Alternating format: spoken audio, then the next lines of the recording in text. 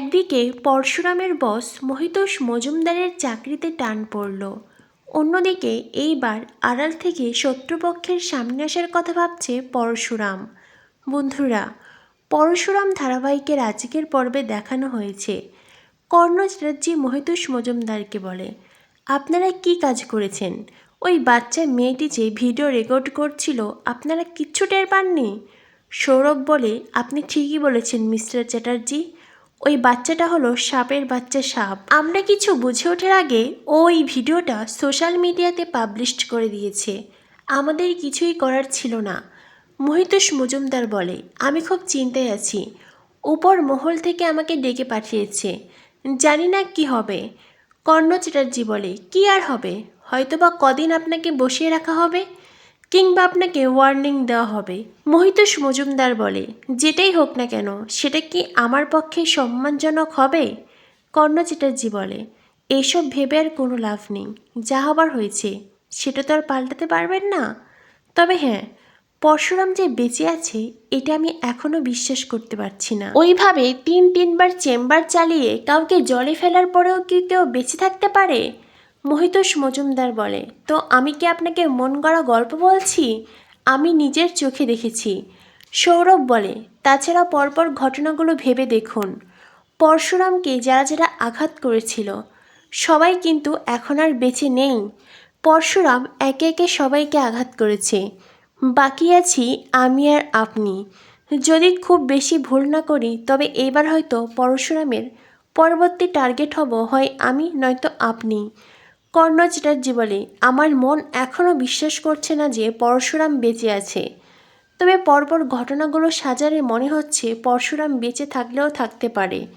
তবে ঘটনা যাই হোক না কেন পরশুরাম এই কর্ণের গায়ে হাত দিতে পারবে না। এরপর দেখানো হয় কর্ণ চ্যাটার্জি তটিনীকে কল করে। কর্ণ তটিনীকে বলে, সোশ্যাল মিডিয়ায় ভিডিওটা দেখলাম, তোমার ছেলে মেয়ে দুটো খুব বিচ্ছু হয়েছে, যাকে বলে এচড়ে পাকা। এটা শুনে তটিনী বলে, চুপ, একদম চুপ, আমার সন্তানদের নামে একটাও বাজে কথা বলবেন না, আমার সন্তানেরা খুব ভালো শিক্ষায় বড় হচ্ছে, আপনার সন্তানের মতন ক্রিমিনাল নয়। এটা শুনে কর্ণ বলে, এই তটিনী গাঙ্গুলি, তুমি আমার ছেলেকে জেলের ঘানি টানিয়েছ। আমার ছেলে কাবির, আমার একমাত্র ছেলে কর্ণ চ্যাটার্জির ছেলেকে তুমি জেলে দিয়েছিলে, কিচ্ছু ভুলিনি আমি। তটিনী বলে, পুরনো কাসুন্দের কত ঘাটবেন? হ্যাঁ, রোজ সেই এক কথা এক কথা বলতে বলতে কি আপনার একঘেয়েমি লাগে না? কর্ণ চ্যাটার্জি বলে, এইসব কথা বাদ দাও, এটা বলো পরশুরাম কি বেঁচে আছে? পরশুরাম যদি নাই বেঁচে থাকে তো তুমি শাখা বলা সিঁদুর পরে কেন ঘুরে বেড়াচ্ছ? কেন তার পারলৌকিক কাজ করছো না? তটিনী বলে, কারণ আমি আমার বরের দিকে চেম্বার চালাইনি, যতদিন না পর্যন্ত আমি তার বডি দেখব আমি বিশ্বাস করি না যে সে বেঁচে নেই, আর সেজন্যই তার বডি না দেখা অবধি আমি পারলৌকিক কাজ করব না। আর পরশুরাম বেঁচে থাকলেও ঠিক কোথায় আছে সেটা আমি জানি না। কর্ণ বলে, জানো অবশ্যই জানো, কিন্তু তুমি বলছো না। কর্ণ বলে, আচ্ছা ঠিক আছে, তবে এইটা বলো বিজিতকে কে আক্রমণ করেছিল?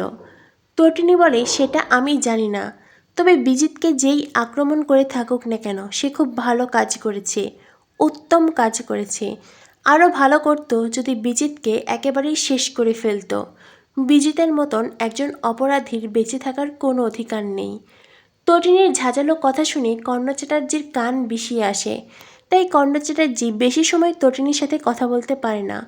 কর্ণ চ্যাটার্জি কল কাটতে সেখানে উপস্থিত হয় কাবির। কাবির বলে, ড্যাডি, সোশ্যাল মিডিয়ায় ভিডিওটা দেখেছ? কর্ণ বলে, হ্যাঁ দেখেছি।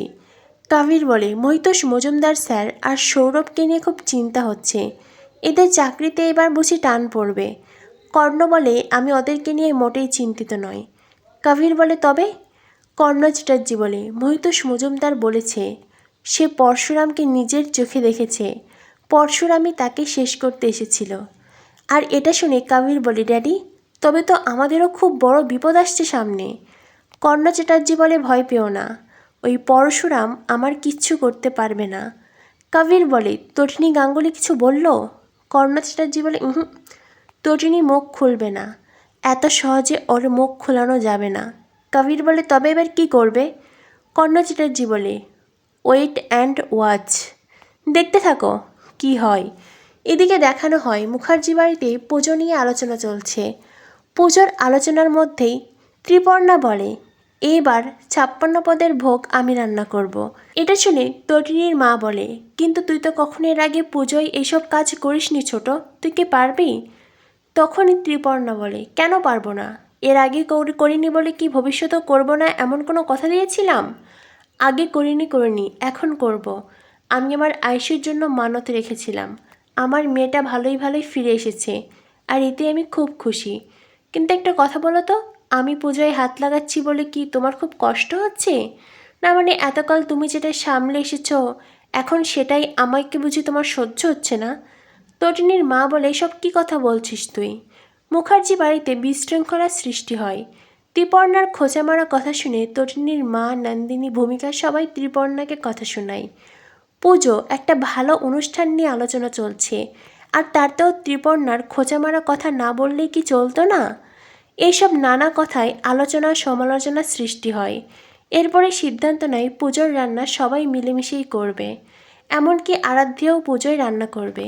এরপরেই প্রাচী তটিনীকে কল করে পুজোয় আসতে বলে। নন্দিনীও তটিনীকে বলে, অনেক দিন তো তুই এই বাড়িতে আসিস না, এবার পুজোয় থাকবি তো? তটিনী বলে, চেষ্টা করব। ভূমিকা বলে, চেষ্টা করব বললে হবে না, তোমাকে আসতেই হবে, বাচ্চাদের নিয়ে আসবে।